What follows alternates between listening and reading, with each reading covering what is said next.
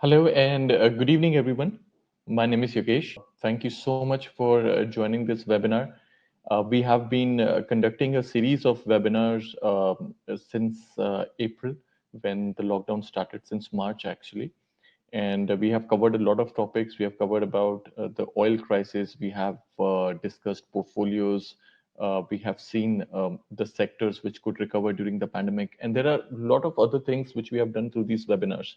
So once again, my name is Yogesh, and today's topic, what we'll discuss about, is firstly the investment outlook and the opportunities at the current moment. We are looking at a pandemic over here.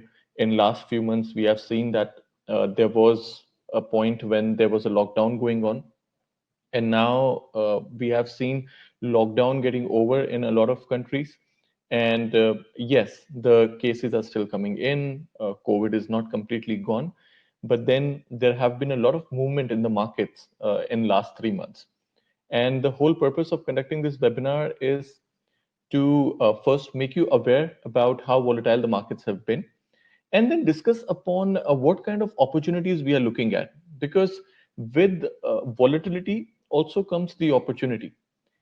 If your risk properly managed, if the strategies which we are going to discuss, just go through these strategies and see how you can diversify your risk into different sectors, how you can use different kind of strategies to neutralize the effect of this market volatility. Because what is happening right now, a lot of investors have been asking this question, that how to navigate through this market swings. Because now normally there used to be a bull market, or there used to be a bear market. Of lately, what we have witnessed is more like a kangaroo market. We have seen markets going up and down and up and down, and this is something which is not a trend. Either there would be a bull rally or a bearish rally, but now there is a kangaroo which is going on. So under these kind of circumstances, when markets are so volatile, how can you, what kind of strategies you can look into? If you're looking at long term portfolios or long term equities, what kind of long term equities you can look at? So we are going to discuss all about that.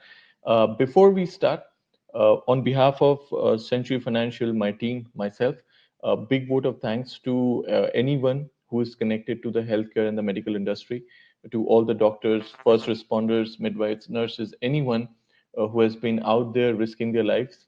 Thank you so much. I wish all of you a good health. Uh, Please have a proper social distancing. I'm in a very enclosed cabin right now alone, so I'm not wearing my mask. But in our offices, in my office, there is a complete precautions which have been taken. So I hope you all are doing the same. Now, with this, we'll start our presentation. So, as I said, the very first segment will talk about how volatile the markets have been. We'll also discuss about the market opportunities, and we'll discuss about how to navigate from the market swings. We'll talk about some market neutral strategies within commodities. Okay, and then we'll have one small poll just to understand that what is your outlook on the commodities. So to begin with, now first we start, of course, with the disclaimer. What you need to understand is we are in a very, very highly volatile markets. So please ensure that within this volatility, whatever investments you uh, do not take a very high risk, because at the end of the day, markets are subjected to different conditions. They are really unpredictable. There can be a lot of analysts sitting and right now predicting what's going to happen, but at the end of the day, there are always uncertain events which cannot be captured. So do not take a loan or borrow money from anyone or leave your jobs thinking that you can make a lot of money in this. Okay, please be very careful. Whether you're taking leverage, be very conservative while you are taking leverage. Always follow a proper guideline. Talk to your market consultants, talk to your risk advisors, and they can surely assist you. Now, moving further, I said first we have to understand the recent volatility. What has been going on in the market, and how volatile the markets have been. And to measure this, there is something called volatility index, which is also called VIX. VIX is a fear gauge which is also available for trading. So if you're looking at the volatility index is actually most one of the most important instruments to understand the fear which is among the markets. So we have always uh, thought that volatility most often could be a bad sign for investors, because we always associate volatility with declining equity markets. But where there is anxiety and concern, the market swings can also bring a lot of opportunities. Now, when we are looking at different kinds of asset classes, we have seen that there is a lot of volatility along different asset classes. So that means to measure and to understand different asset classes, we need to understand their volatility also.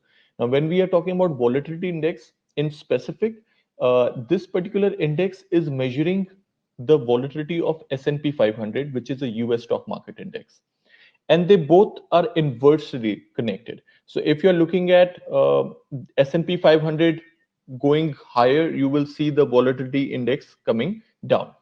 Now, if we see in last 1 week, we saw that the measure of expected volatility on S&P, it fell back. It went below 29. Currently, it is trading around 25, but it remained in higher than the 90th percentile level of 28. If you see this chart in January, it was a very low, but see the spike which has come in the month of March 2020. Just to be very clear, the graph which you are looking at shows how fluctuating and how volatile S&P has been. Okay, and this is the fear. This is the measure of the volatility. So the graph which you see has just gone up in March. That shows the fluctuations in S&P. And while the volatility index was higher, we saw S&P crashing at the similar pace.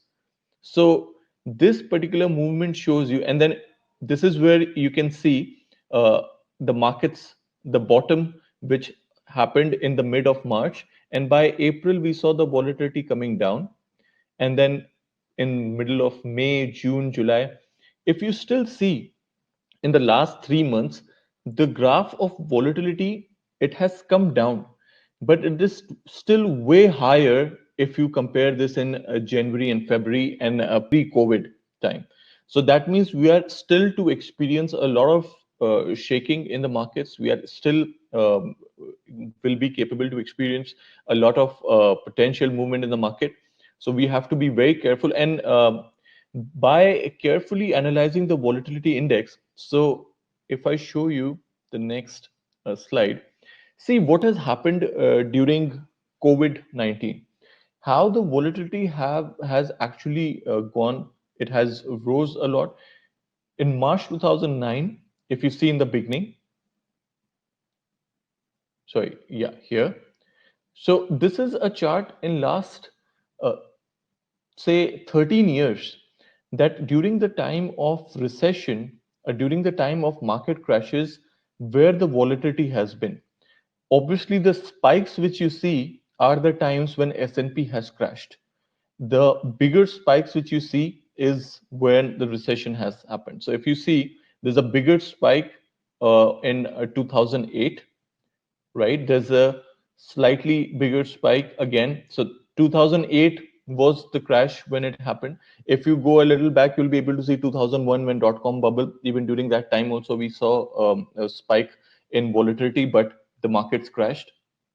If you so from 2008, you see peaks in 2010, you see peaks between 2011 and 12, you see peaks in 2016. If you remember, 2016 is when the Chinese economy suffered a slowdown, and that brought even US equities down by 10 to 15%. So these peaks what you see are the times when market crashes, and when it bottoms out, it starts going up and the volatility index starts coming down, so there's a peak which is formed. So many a times the analysts, they are studying the volatility index to understand whether the markets have bottomed down or not. Please make no mistake, it is incredibly difficult to time the markets. There are a lot of investors will talk about when we'll talk about how to navigate away from the swings of the market. We'll talk about which are the common mistakes that investors are doing. Most of the investors, they try to time the market, they try to bottom out that, okay, this is the bottom and this is where I should be buying. Cannot time the market. But when you're looking at the peaks which are formed, if you can see from 2016 and then 2019 and then before 2020 the pandemic happened, there are few peaks which have kind of formed a resistance. So if you could draw a horizontal line, you could easily see the peaks. So sometimes you can use the volatility index chart to try to find the most uh, near or most you can say the peak which has or the resistance where the markets crash and then bounce back, or the volatility index where it reaches to a point and comes down, because that will be an indication that markets are bottoming out. So if you see in 2020 again a spike which has came in the volatility index. This is something which has come during the COVID. The S&P crashed, volatility went up, and then again we saw the peak formation happening. If you see, there's a very prominent peak which formed and then started coming down. That is where from the markets started going up. So this is the volatility which, if you see in from 2008 to 2020, especially in last 10 to 12 years, we have seen a decade of market crashes. We have seen decades of rallies. So there are a lot of peaks being formed. The peaks really indicate that as soon as the market goes down, in the similar fashion, you see that there is a bottom and then there is an immediate spike. That's where the market starts moving higher. So this is also one thing which we will study. Now see, a bit of information on how many days it took to reach the bear market status in the S&P 500. If you see, since 1982 till 2020, when the bear markets actually formed, if you see the historic volatility, it has always continued. Whether it is Dow Jones, S&P 500, uh, the trading days to reach a new bear market in 2020 was actually record breaking. It took hardly 16 to 19 days actually to come into a bear market. Just 19 days for this to take place. And it's a new record, because back in 2001, for a bear market, for S&P to be called into bear market, it took 417 days, which was the highest, followed by, if you see back in 1973 or even before, even in 2008, it took 184 days for the bear market to form. So this is actually the fastest bear market, about 16 to 19 days. And we could easily see this, because S&P was down almost 20% during the time when you see this particular chart. It was almost down by 20%, and now S&P has recovered. And this is something which is something to look at. When markets came down, immediately it started bouncing back. And if you see the volatility index in the previous chart, it went down and then it went up and then again it came down, leading to the formation of a peak. So for your information, both the S&P 500 and the volatility index is available on the platform to trade in. They both have the inverse relationship, so you can always compare the chart of the volatility against S&P 500. Now, coming to the point, every time there's a bear market, we have seen that there have been a history of recoveries. Now, what I'm telling you is, if you're looking at from the very first point, from the Great Depression, which started in 1929, 1930 till 1932, from a post World War II recession, Cold War, Vietnam tensions, embargo in Arab oil, recession, Black Mondays, dot-com bubbles, financial crisis 28. All these, if you can see, there was always a bear market there. But within the same time, if you see Great Depression, for example, from 1930 to 1932, this was a time frame, and this particular chart shows us that after every recession comes a long recovery. So if you see the drawdown here, 83%, for example, from the very first chart, the Great Depression, the maximum drawdown when the markets came down almost by 83%. And then the blue bar, which you see, the first one, it is the 1 year after the bear market ended. Then 5 year performance of the index when the bear market ended, and this is S&P 500 we are looking at. And then the 10-year performance after the bear market ended. So you could see that there is a drawdown of 83%, but the next 5 years, what we see, it's a growth of 263%. If you look at the next 10 years, there is another further growth. So this is something which we should always remember, that after every recession, after every market crash, there's a recovery which is followed, and recovery is way higher than the drawdowns. If you see the global financial crisis back in 2007, 2008, from 2007 to 9, it took almost, if you can see, there are durations given in months. So if you see in months, there are durations which are 4 months, it took 20 months, 21 months, 25 months, and last crisis, if you see, around 17 months to recover from this bear market. But the rally which followed after that recession, after that crash, so 57% drawdown when the markets came. But after the bear market was ended, the first year, market saw a growth of 67%. Next 5 years, it would see 176%. And next 10 years, the last bar, 300%. Moral of the story, when there's a crash, investors, they panic a lot that this is the time we should get out of the equities and just sit on cash. They try to time the market. But if you see historically, whenever there's a recession happened, as high as it is, 83% to 57% to 49% drawdown, the recoveries after that have been way higher. So you have to be patient. You have to understand that if you're looking at a long-term portfolio, if you're looking at the long term, these are durations. If you see the durations of the bear markets, 25 months, 20 months, 6 months, 19 months, 21, 39 months also. But the recoveries which go after that, we are looking at recoveries like 334% in 10 years, 300% in 10 years, 311% in 10 years. So even if you wait for the 5%, 5 years or 6 years, you could see a recovery happening as we are looking at the previous market declines. So this is something which is a very interesting chart, and always now we are into a similar situation. We saw markets going down. We are still seeing there is a lot of volatility, but markets have started going higher. Many people predicted that the earnings of the coming quarter will decline, but a few of the stocks like JP Morgan has shown strength in the trading revenue. The stocks have gone up. But when we see some mixed results by Citigroup, poor results by Wells Fargo, IBM of lately gave a very good result. While we are talking about results, I'm sure many of you must have seen or traded in Tesla of lately. So today, after the market close, Tesla will come up with its earnings. Huge volatility is expected, so please take necessary precautions if you have trades open. So this is something which you should always remember as a long-term investor.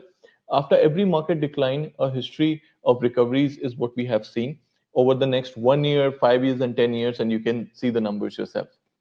Now, uh, please also, I'm sure there are a lot of people online right now, they're listening to me. If you have any questions and queries, please use the chat window to type. Any questions you have, I'll try to answer while we are discussing, or once the session ends, I'll be able to answer these questions. But please keep writing whatever questions are coming in. I'll scroll in the chat later on, and I'll try to answer these questions. If anybody who has attended my previous webinar, I see a lot of people. Some of you have attended my previous webinar. Also, the previous webinar was about outlook for gold, and we were discussing about how gold has been a safe haven during most of the market crashes. During that time, gold prices. The webinar was done last week, Wednesday, around 15th of July. So we'll go to the live platform also. We'll see how the gold prices have changed since last 1 week, and what has happened to the equities markets also. Now, moving further, we need to understand how we can spot opportunity in volatility, right? There are a lot of ways where so volatility is something, as I said, we could always be thinking about that how fluctuating markets can be a problem for us. But at the same time, when markets are moving up and down, there are a lot of investors who would be able to buy when it comes down and then sell when it goes up. So this is something which we always have to keep in mind, that with every volatility there will be coming an opportunity, but you have to understand that how to diversify your portfolio and which are the stocks or instruments you need to invest into. So the last segment which will come about navigating the market swings will discuss that not only buying stocks and holding it brings you a perfect diversification, but there are a lot of other asset classes which can help you to diversify while markets are such volatile. So currently we are looking at a portfolio which have been drafted by our research team, and we'll be looking at these stocks individually, one on one, to understand that if these can be a part of your portfolio. Again, please remember this: the portfolio which has been prepared by the research team, they have taken into account the current market conditions. They have also taken into account the proper fundamentals and technicals. But as we all know, that market risk always prevails, or any kind of portfolio or any kind of stocks you buy. So please understand your risk profile, understand your risk tolerance, and then move ahead with these companies. So what we did, we prepared a long-term portfolio with the help of a lot of research which the team has done. And the duration of this long term, many people, they have something in mind, that what is long term, what is short term, what is medium term. So we are looking at this long term portfolio, we are talking about a holding duration of more than a year. And so it is going to be minimum at least 1 year. Now, the allocations which you are looking at, so this has been divided into technology, it has been divided into industrial sectors, uh, commodities like water, some funds, some exchange traded funds within emerging markets, within Japan, within European economies.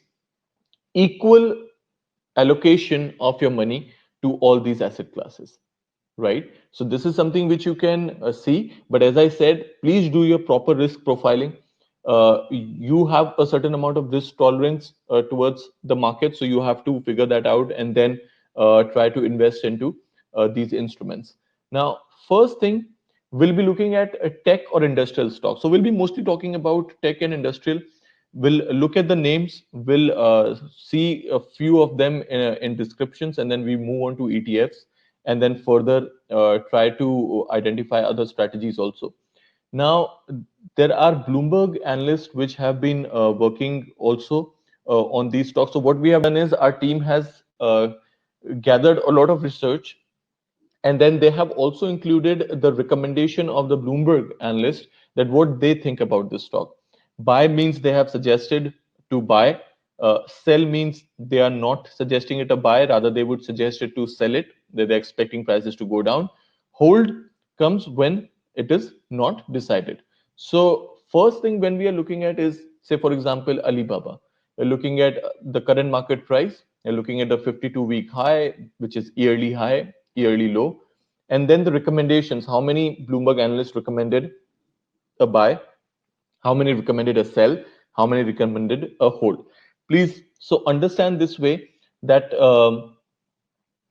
52-week high means, and when I say yearly high or yearly low, that just means that we are looking at last 52 weeks. So if it is 22nd July today, I'm looking at 22nd July 2020, I'm looking at 22nd July 2019. So that will complete the 52 weeks. Similarly, we have Alphabet, we have Visa, we have PayPal. So to move further, we have diversified into some ETFs also. As we all know, ETFs are just like mutual funds, but then these are funds which can be traded on exchange. You can buy and sell this on your platform. So we are looking at exchange traded funds, what we call them. So we have diversified into different ETFs, and we'll go through each one of them one by one. So first, to begin with, will try to identify opportunity in the tech stocks. Now, tech stocks, when we talk about, there is a lot of buzz which we saw in Amazon, which we heard about Amazon. Amazon as a company, it has gone up. Along with Amazon, of course, there are other tech stocks like Netflix, Disney. All of them have rallied a lot even after the hit of the pandemic. But one of that stock, what we are looking at is Alibaba. Now, there are bullet points which I have put on the presentation to not make it much more uh, you know cluttered. But if you request your relationship managers, they will be able to provide you a proper copy of this portfolio where a lot of description is mentioned. One thing which you need to few things you need to know about within these bullet points. Now, first thing, if you look at this particular company, we are talking about increase in online sales over the second quarter. So in China alone, if you see, we have seen the online sales of physical goods, it has continued to go higher and higher. Even if from the last month, if you see year on year comparison also, it has actually increased by 25%. So last year till this year, if you see the increase in the online sales, it has gone up by 25%. Even this, if you see, in last month of May, it was 22%. In April, it was around 16%. The entire quarter, the second quarter, collectively, if I would see, there's a jump of 21% from the same quarter a year ago. So this is something, if you compare the two quarters of 2020, the second quarter total online sales has gone up by 6%. This is something which is really good because China's e-commerce is very well positioned to gain share of retail dollars with the potential for more permanent shifts in consumer buying behavior. And Alibaba in itself, it takes a massive, massive share of the e-commerce pie because it is not only growing like twice as fast, but if you see, there are two other platforms, Tmall and Taobao. They have already gained more than 50% of the China's online retail sales. So this is something which is really good. And if you see other few points, what we are discussing here, strong cloud computing business. So even if you see their cloud computing, it is a very growing area. They have a very strong cloud computing business. In terms of technology, if you compare Alibaba and its peers, Alibaba is growing way higher. Even if you see other growth sectors, like whether it is marketing or whether it is entertainment, media, digital payments, across all these segments, Alibaba is gathering a lot of data to help the business market brands. So this is something which gives Alibaba a very good competitive advantage. And again, we are looking at this as a long-term sector. So what we understand is there is a good growth in the e-commerce industry from in China within.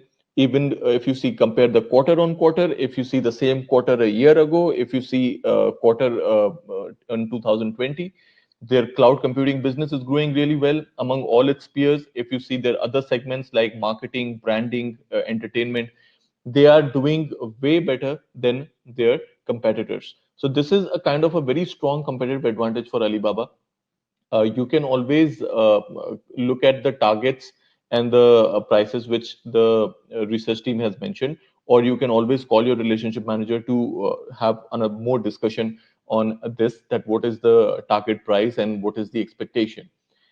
Followed by the company which we all know, Alphabet. Alphabet is something which so Google, many of you, if you are not aware about what Alphabet is, so it is the parent company of Google, and there were different former subsidiaries of Google also. So Alphabet became the parent company. And if we see the bullet points, we are talking about growing revenue at an average rate of 20% per annum. So Alphabet, guys, if you will see, in year on year, it is a really blue chip growth stock, and their revenue have actually grown around 20% on an average per annum, 20% plus basically. And their 70% share of the global search advertising, it goes to Google. So there are they have lot of subsidiaries in high growth markets. If you see Google right now, Alphabet in itself, they have so many subsidiaries and they are involved into growth sectors like autonomous driving, for example, or cloud computing. If you see Amazon and Microsoft in cloud computing, Google Cloud is number third.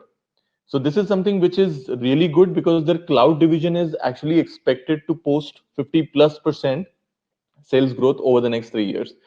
They also have a lot of franchises. If you see Android or Chrome or Waze, Waymo, all these franchises, they belong to Alphabet. They're also trying to monetize Google Maps, Gmail, and not to forget, they have this huge $100 billion cash reserves, which are still there, and they are ready to use this for an enhanced share buyback program. And buyback of shares is something which is very positive for stock. So Alphabet is something again which you are looking forward for a long term. So as I said, guys, I have just put bullet points which are there, but then for much more detailed explanation, what I'm telling you, the same thing you can ask for the portfolios with your relationship managers, and they can always send it to you through emails. Now, moving forward, another company which we are looking from a long-term perspective, we are looking at Visa. And Visa is, again, so when we talk about strength in the digital processing or payment processing, Visa has this dominant market share. Uh, Even during the slowdown, if you see now also, back from 2008, there was a last crash which happened in 2008. And from 2008 to 2018, in 10 years also, during that time when the slowdown remained throughout, because 2016 there was the China issue, 2008 there was the recession overall. So between 2008 and 18 as well, Visa kind of increased its credit card market share, and they had a big network purchase volume. It went up by 10%. Their share now is 53%, and dollar amount, if you see, it has crossed almost $2 trillion in 2018, which is way higher in 2008, because in 2008 it was around 824 billion, and now it is around $2 trillion. So this is, Visa right now is at a space which is very, very difficult to disrupt.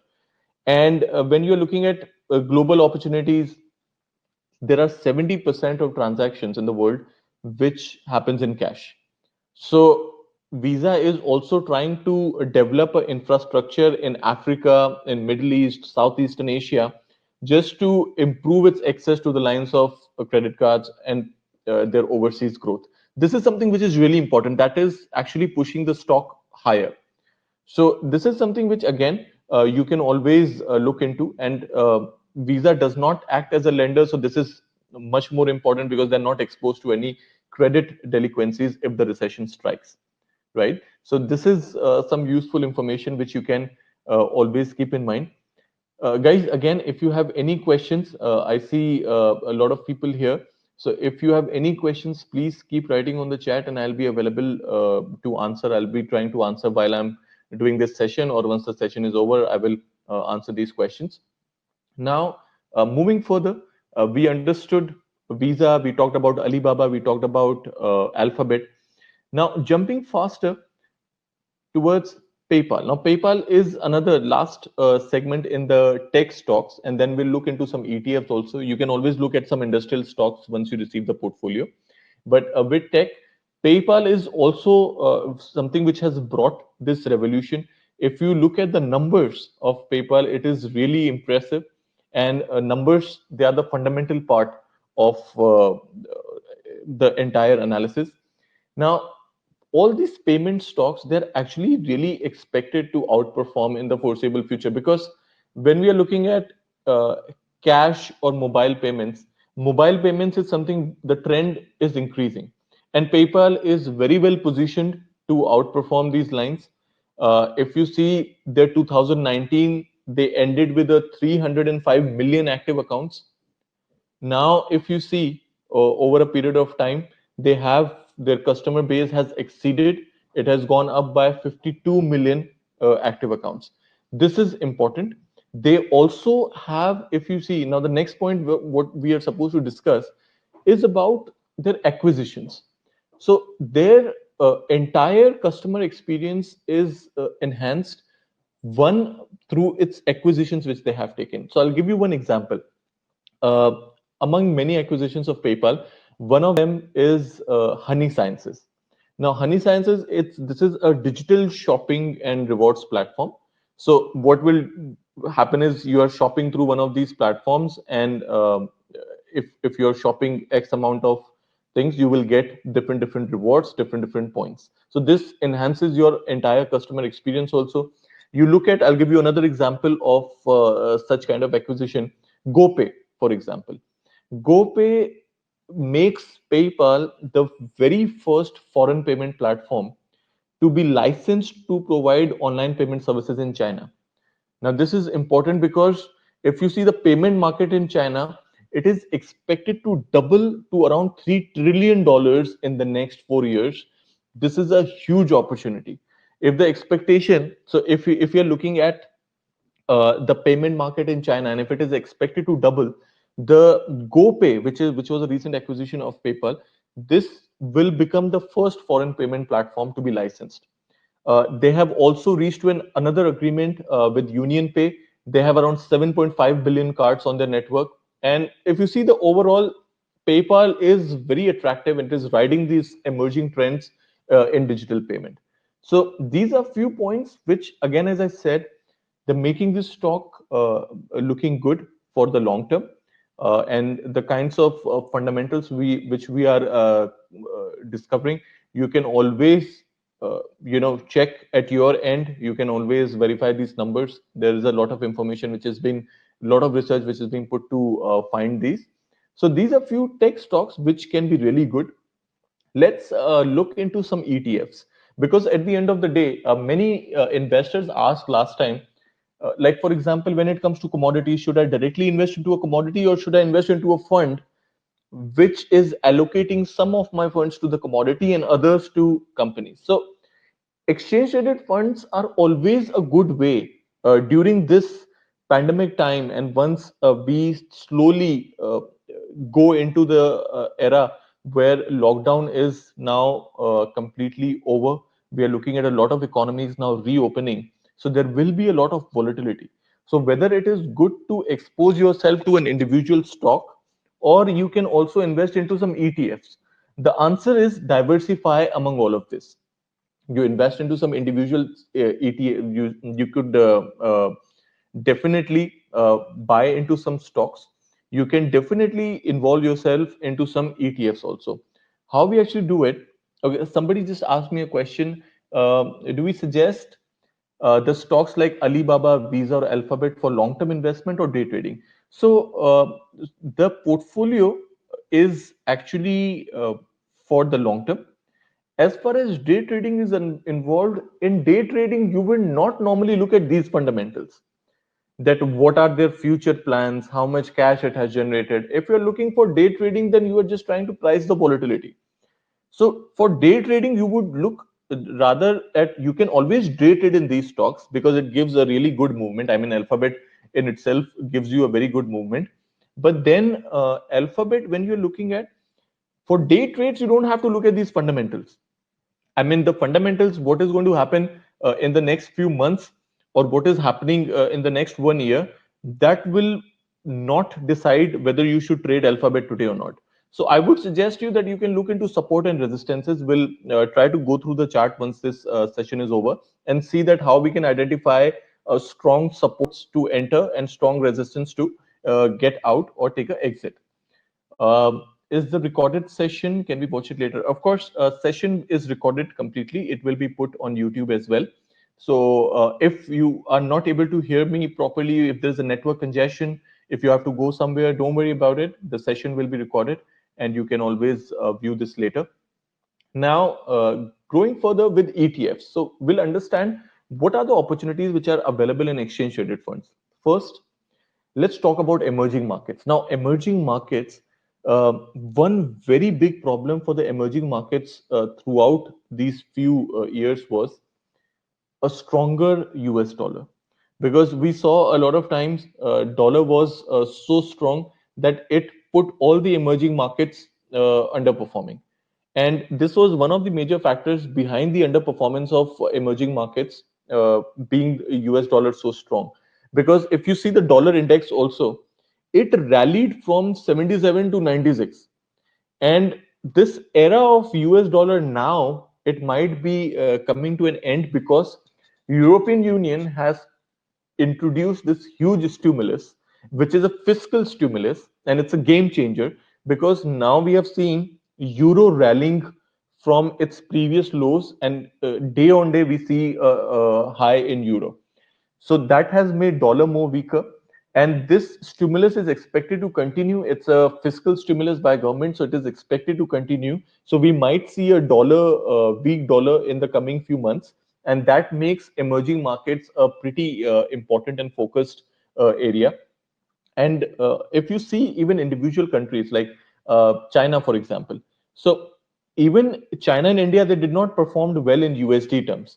Now, perhaps it is the time that for a longer period of time, we can invest into these economies, because over a period of a few months or in the coming year, we will see the service sector in China could be really growing, and that would propel the economic growth.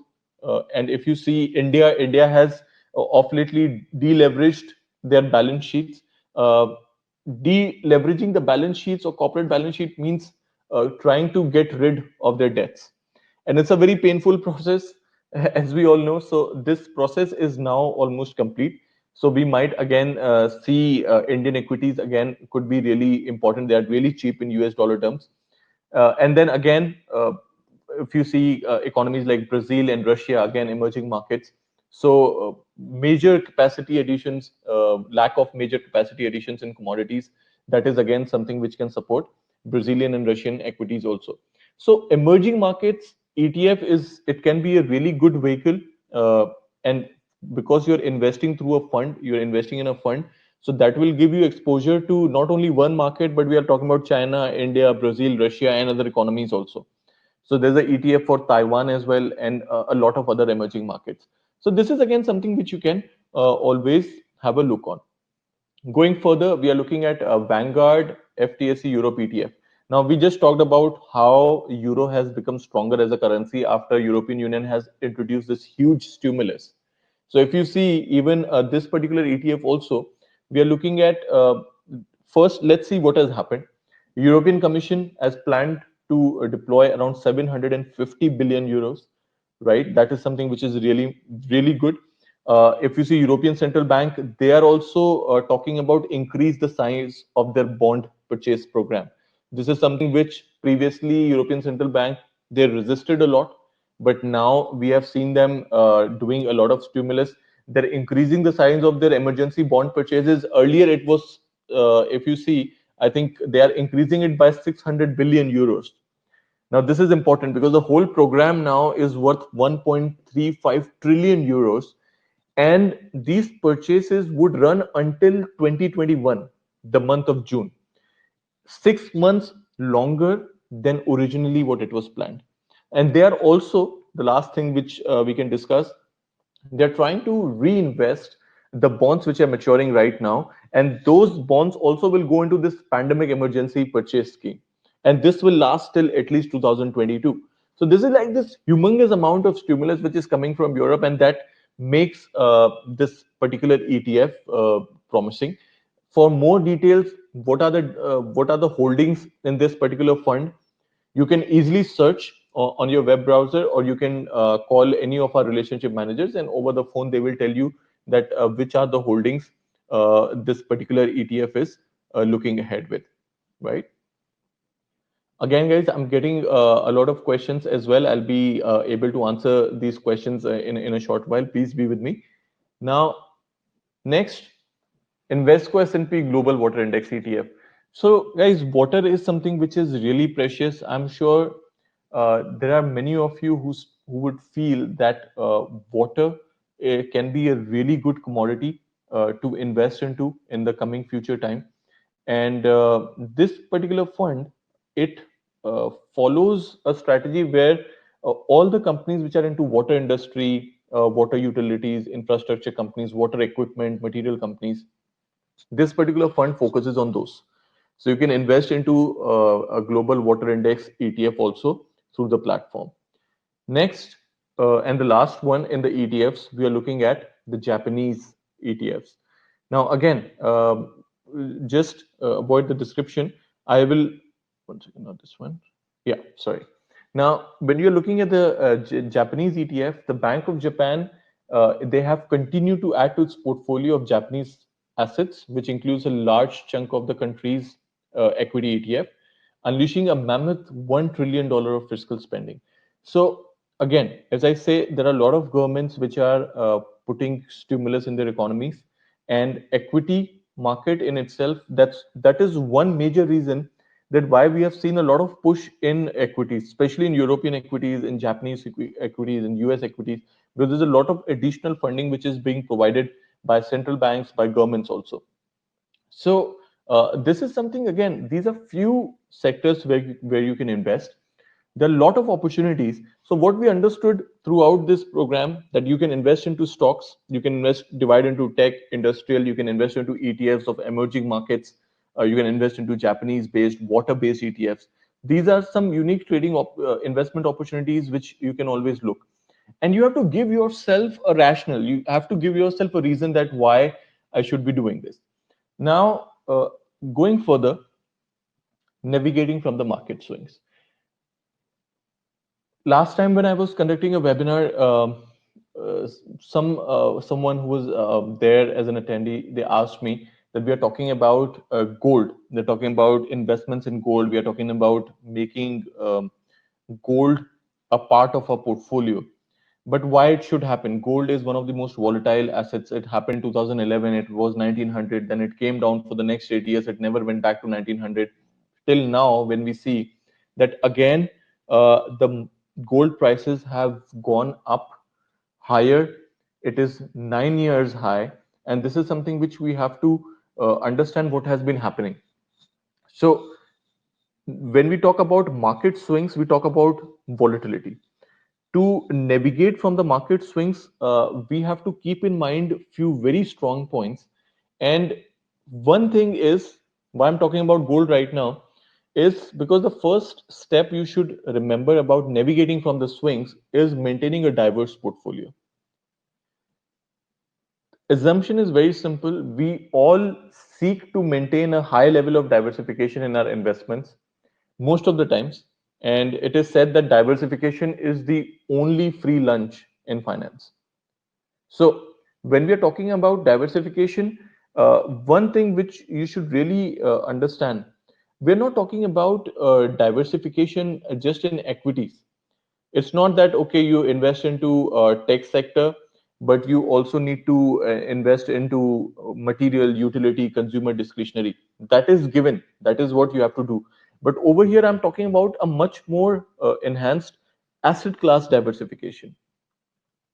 If you're investing into equities, a part of you should be in a part of your funds should be diversified into different asset classes, like commodities also, right?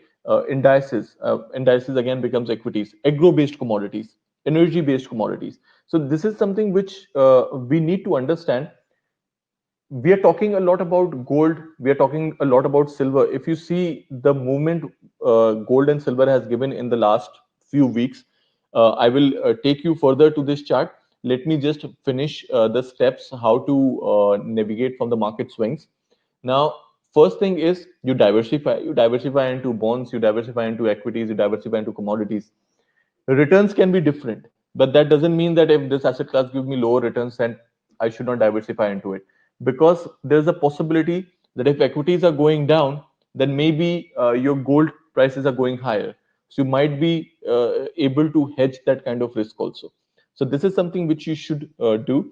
Second thing, please do not, I told you in the beginning, please do not try to time the markets.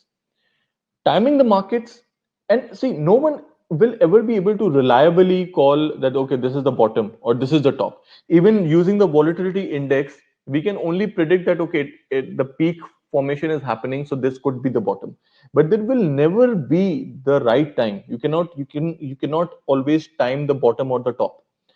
For that matter, investors, if I talk to investors, they will always deny that they are trying to time the market. But what they will also do is they keep selling shares, and then they take out the cash, and then they're sitting on the cash at this point of time. I'm talking to a lot of people, and some of them, they're telling me that right now I'm just sitting on cash because market is overvalued currently. It might come down, then I will buy.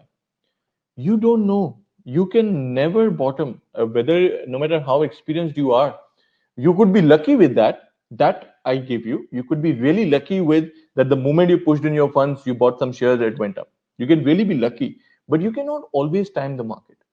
So for those investors who would sell their equities at the time and then sit on cash and then again wait for the equities market, that this is where the bottom is, this is where I will try. Always be invested. I myself say that if you have a big portfolio, if you're looking at a 10 to 15% growth, just book your profits and get out. But never be ideal. Never keep all your cash at one place. Always remain invested into futuristic stocks. Let's say if you're looking at tech stocks like Tesla or Netflix, if it has already given you a percent 30, 40, 50% return at no point of time because they moved this much, sure, you book your profits and easily get out, but at least be invested into some long term equities, because this is something which you have to do for your long term investments. And then there are some medium term and short term investments. So always be remain invested. Don't think that I will time the market, I will take all my money out from everywhere and then wait till I bottom this out. So to perfectly examine the exit and entry, it is highly unlikely. So if you don't need the liquidity, then don't try to sell the equities and move the cash as a reaction of the bear market. Just hold it, because now what we have understood is with every bear market or recession follows a rally which is way higher than the maximum drawdown, right? Next, you can always rebalance your portfolio. See, you are anyways diversifying, and you're not you have a diverse portfolio. You are not inclined to time the market, so that's okay. Best action most investors can actually take is to be disciplined, and they can keep rebalancing their portfolios to maintain the diversification. Now rebalancing means it will require you, so sell the things after they have performed well, buy things that are performing poorly. So when I say performing poorly, which means if the stock has come down to a level, it's a good company, but it has performed poorly and it has come down as a good potential, you buy those. Most investors, they would buy equities during when we see market crashes. Some of them, they will always be out. They are loss averse. They will see that I don't want to enter into. But if you have a portfolio of stocks, what I told you, that if you have few stocks which have given you a lot of return, and then you have few stocks which have come down, so book the profits where you can, but the ones which have come down and any new stocks which have come down, but if they're good companies, then it's a good time to buy. At least start with a dollar cost averaging. Don't buy at once, but at least invest a little amount and then just monitor. But please do not keep the shares which have performed well. That also you are keeping in your portfolio. Then you're keeping a set of stocks which are not performing well. That also you're keeping in your portfolio. It's not like that. If you've got a decent return, book your profits and keep holding the shares which are not performing well or which have come down. If these are good companies, not companies like Wirecard or companies like, for example, Weatherford or any one of those which showed very poor performance. So these kind of things you can always look at. So when we talk about market swings, also now you know few things about. You have to diversify. You have to rebalance your portfolio. You should not try to time the markets out. What else you should do? I told you about stocks portfolios. I discussed about volatility also. But what else you should do? Something which is away from the regular conventional bit. Now, this is where I will discuss with you about some spread arbitrage strategies. Again, before I show you these strategies, uh, these are designed keeping in mind the market conditions, and the price anomalies which occurs during these market conditions can go either way. So I would suggest you that first you understand this, how it is done, and then you move on and try these in your portfolios. But please understand this, that risk will always prevail. Obviously, these price anomalies can go into the either direction. What we do is at best try to look at the historical patterns and show you that how it has performed historically and what could be the expectation, right? So I will have to use my platform also for the same, and this will be the last topic which we'll discuss for the day. And then, if you please, as you have some questions, please let me know, and I will be able to answer you that. So, with this, let me just switch to the platform, or at least first, let's switch it to the strategy.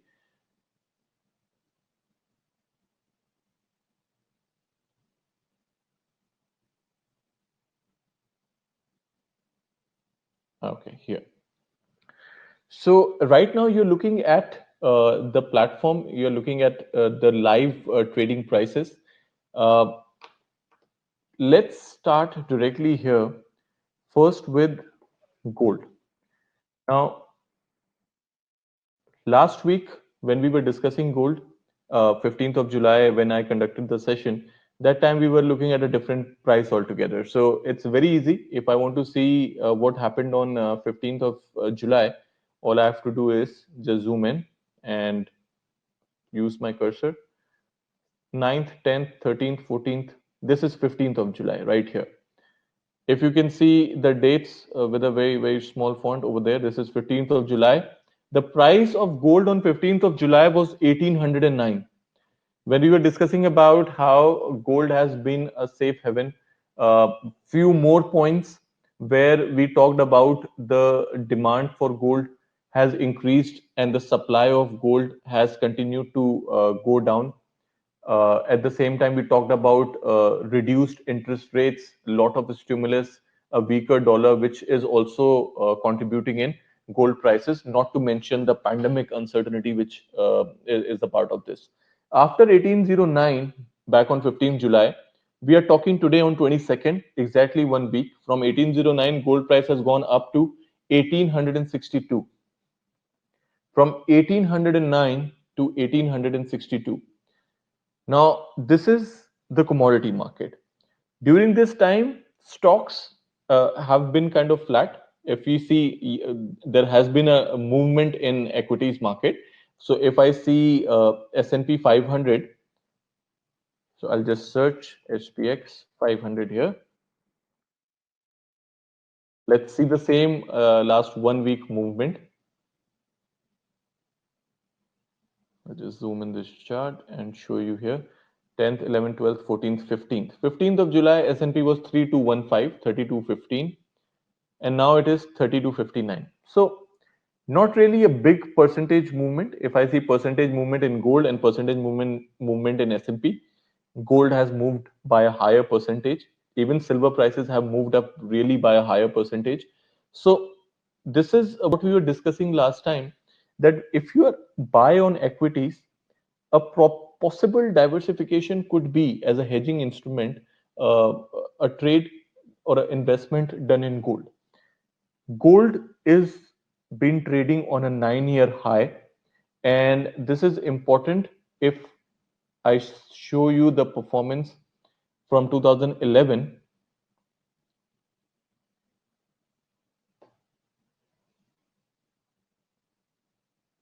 so 2010, sorry, this is S&P 500. Let's see gold. Now we are looking at 5 years. Let's see here. Now what you are looking at currently, a formation since 2011. So we saw gold in 2011, it was priced 1793 here.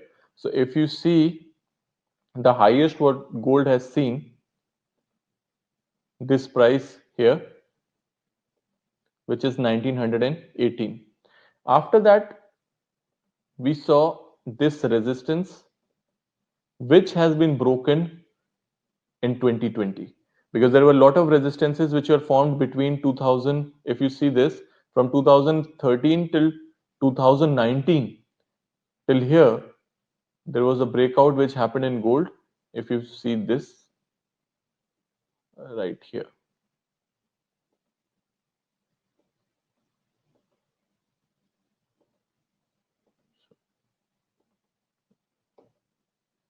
here there's a breakout which happened here and it continued to go up, and now there's another breakout which has happened here. Because if you see these resistance, most of the time gold technically would touch this peak, again another peak, again another peak, and it came down, and then for a long period of time over the last 6 to 7 years it has touched these peaks again. Now the lower resistance was formed, a different range was formed for gold, and we could see this week on week. And you're looking at week on week candles. This is like a huge trend. Which, see this here, the S which I'm putting here, all these is from where it touches and it comes down. And here what has happened is this resistance has been broken, it went up, and then this resistance now has been broken and it is trading at 9 years high, almost reaching to the previous top of 1907. So gold has given a big percentage increase in last 1.5 years. So this is something, guys, this is important to see how gold prices have reacted. Now, previous session we talked about how gold can be used as a hedge, because it has acted as a safe haven for a long period of time. Investors do not find the same comfort in US dollar now, so gold has been the favorite. Today we will learn a strategy within gold, uh, which involves a spot and a future contract. And this benefit and this strategy is based on the price anomalies which happens between a spot and a future. To discuss more about spot and future, we can always have one-on-one personalized sessions and we can go deep into the market. Just as the last segment, I would like to share it with you. If you see the gold cash, which is gold spot, price of 1862. Similarly, if you see price of gold December contract,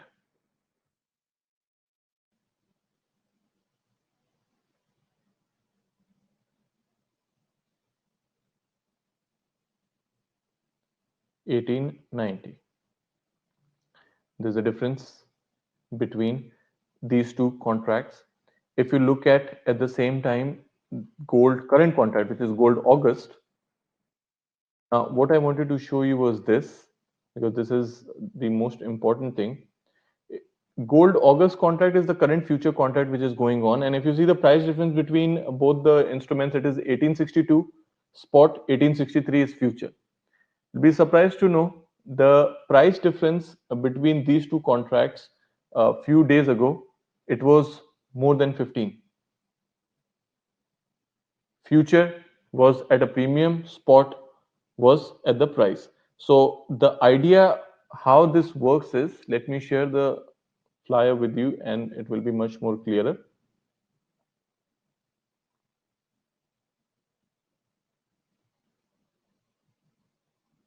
I hope everyone can see this. Yes. So now you are looking at a price movement. Second. Yeah. Now this is gold spot and December future strategy. Again, these are a form of arbitrage. This is a spread arbitrage. It's a price anomaly which we are looking at. Just be with me and try to understand this. In a spread arbitrage, what we normally try to do is exploit the price difference between the gold cash and the future contract. When we were doing this, we were doing between gold cash and gold August when the price difference was more than $15. So you could short sell the future, buy the spot, and gain on if the price, because the price of the future, when the expiry of the future comes closer to its date, the future price most of the time tends to converge with the spot. So if you see the August contract expiry, it is on 31st of July, which is very close in the next 8 to 9 days. So from the big difference of more than 15, now the difference has come to hardly $2 or $3 or hardly $1. So this is where the price has now started converging because the expiry is coming nearby. So the idea is that you short sell the future and you buy the spot. The one which is overpriced, you short sell it. The one which is underpriced, you buy. So the idea is, if this is your future, you short sell it. This is your spot, you buy it. You wait till the prices converge. So the short selling, if it comes down, you book a profit on short sell. If this comes up, you book a profit on buying. So the idea is, when the gap gets reduced is where you make money. Now the difference between gold cash and December currently is around $29, right? So what we are looking at is, so this flyer was prepared on 16th of July. Today is 22nd. So currently, if we see, I'm sure it might have gone up. We could get a good entry price. So this is gold spot and gold December contract. So all of you, if you have your demo accounts, you could see gold December contract. So the current spread between spot and the December is $27. And what we saw here when this flyer was being prepared, the current was $29. So it has come down by two, which is again a good thing, because that is the idea behind the strategy, that once the spread reduces, is where you need to do the trade. Now, somebody just asked, it is difficult to judge when to open spread. Absolutely right. So because what we are doing is, we are just looking at a big price gap. So we are trying to understand that, okay, if I open one trade, and what if the gap increases? So this is an absolute risk, which is, I completely agree. If I open buy trade and then it keep going up, then it's a loss trade.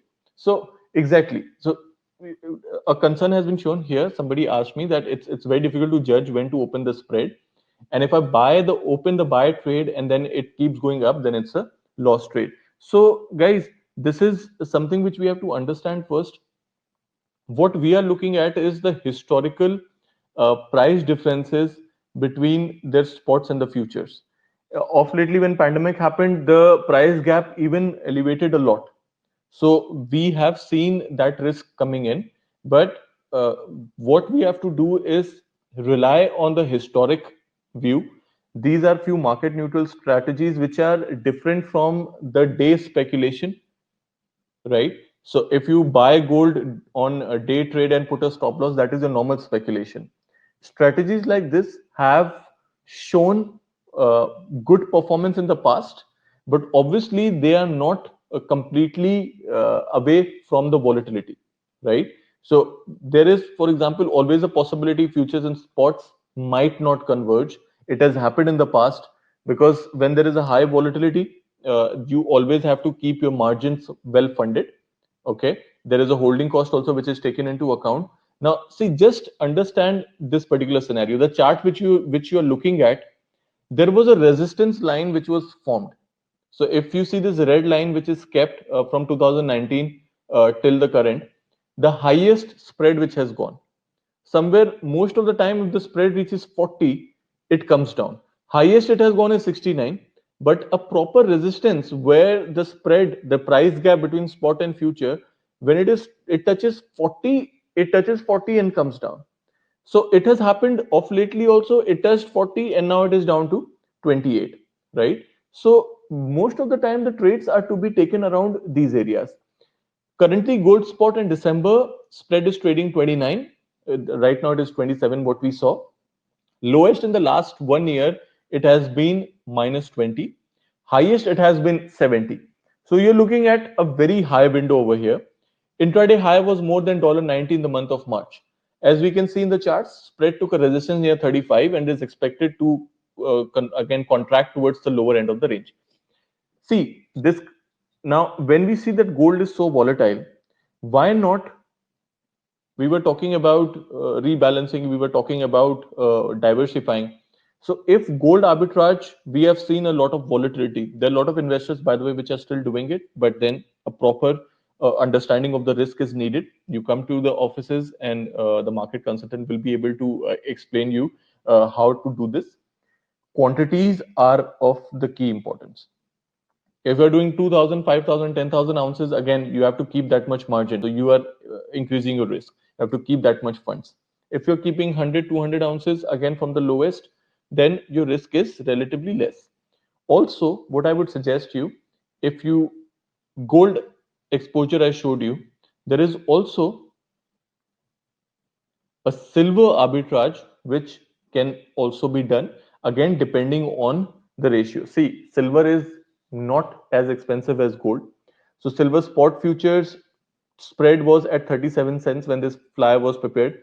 Lowest in the last 1 year it has been 16, highest has been 89 cents, right? So now we are looking at silver cash and silver September contract. So this time when it was prepared, the silver prices were around 18, but of lately in last 1 week, it has actually gone up a lot. Again, the strategy is very simple. You long cash, which means you buy the cash and you short sell the future, because future is at a premium. So you short sell the future, you buy the cash. And the idea is when the spread narrows, it can result in the profit. Yes, if the spread gets wider, there will be a loss. So you have to understand the risk profiling. What we are relying on is we are relying on the historic principle of that most of the time the spot and the future spreads, they converge most of the time. So that's where your risk element comes in.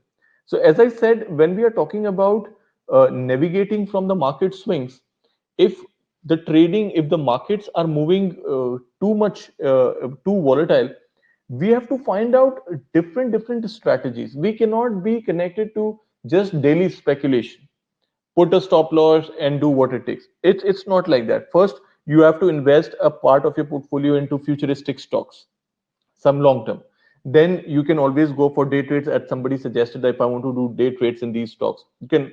Earning season currently is one of the best times to do day trades, given that you're putting a stop losses and risk measurement tools. Because when earnings come out, the stock movement which happens is exceptional. You might not see the same movement over the whole 1 year, but you'll be able to see that during that one day. So right now the earning season is going on. There are a lot of stocks which have still not come up with their earnings and they're still due. Tesla is one of them, as I said.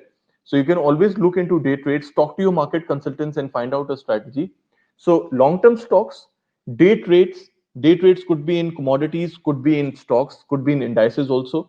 Also, you can look into strategies like these arbitrage, because these price anomalies not happen every time. So when it happens, we always try to capitalize on it. Yes, there is a risk involved, so just be aware of that. For much better understanding, you should talk to the consultant, and there is always a right way to do this. So with that being said, please, if anybody has any questions, can write it here on the chat. And before you guys leave, just please answer this poll. How many of you think that the gold price will go higher? I have just shown you the chart. I've shown you what is happening, what has happened in the last 1 week. I've shown you what happened in last 8 years, 7 years, looking at the market volatility. Okay. Before you leave, this is just the last poll, guys. So if I would really appreciate if all of you can vote for this. Currently, I see most of you are still favoring gold prices. Okay, that's an interesting percentage I'm looking at. Honestly speaking, if anybody has attended the last webinar and still here, you would see the difference in the gold prices a lot. And please take demo accounts from your relationship managers just to even track the real-time movement of the commodities and currencies and stocks. Okay, I'll take 10 more seconds before I end the poll and you could see the results.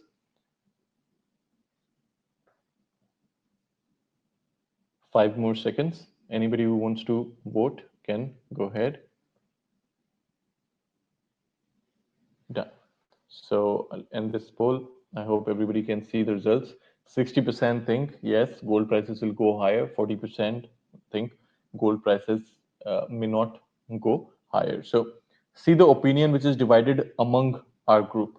So just feel that how the rest of the market sentiments move on a very similar direction. So that's why diversification is needed. You can be speculative on the commodity, but then don't forget to invest into gold ETFs. You can take exposure in gold commodity not as a direct commodity, but you can invest into gold mining companies in the form of ETFs. And there are a lot of ETFs which are available. Please join us for a one-on-one session later on, and we can always talk about other opportunities also, right? Some of you are asking for a demo account. Please call your relationship managers. They will be able to provide you a demo account. Uh, Also, somebody asked about how to open the account. Opening the account, again, please talk to your RMs. Opening account is very easy. It takes 2 days. Your normal document submission, passport, visa, and address proof, and the account can be opened. But before opening the account, before doing anything, I would suggest let's have a one-on-one session. So any one of you who have any specific queries and you think you want to ask later on, please talk to your RMs and book a session one-on-one with me or with any of the consultants, and we will be able to provide you a live demonstration of the platform. We'll talk about drafting portfolios, and all this is absolutely free of cost. So anyone who needs a private session, one-on-one session, just talk to your RMs, and we will discuss this one-on-one with the live platform, right? Please also, you can ask for the portfolio which I discussed, which has much more detailed description, which we have been discussing. And even these strategies which are related to gold spot and futures, silver spot and futures, you can always take these strategies and try to use this in the demo account. Anything which you have doubts, just try to use this in the demo account, or talk to somebody, they will help. Anything which you have doubts, just try to use this in the demo account, or talk to somebody, they will help you out. Till then, please stay safe, uh, maintain social distancing. Even when you're in your offices, please maintain social distancing. Take a very good care of yourself. Hope to see you soon in a one-on-one session. Uh, Once again, we'll meet next week with a different topic. We are talking about, we are soon to have a technical analysis session where one of our advisors, one of our market consultants, Mr. Vivian, will be there to show you that how historical charts and patterns could be used to analyze or understand the future trends. So do not miss that session. Please come. Till then, stay safe and, of course, stay invested. Thank you so much.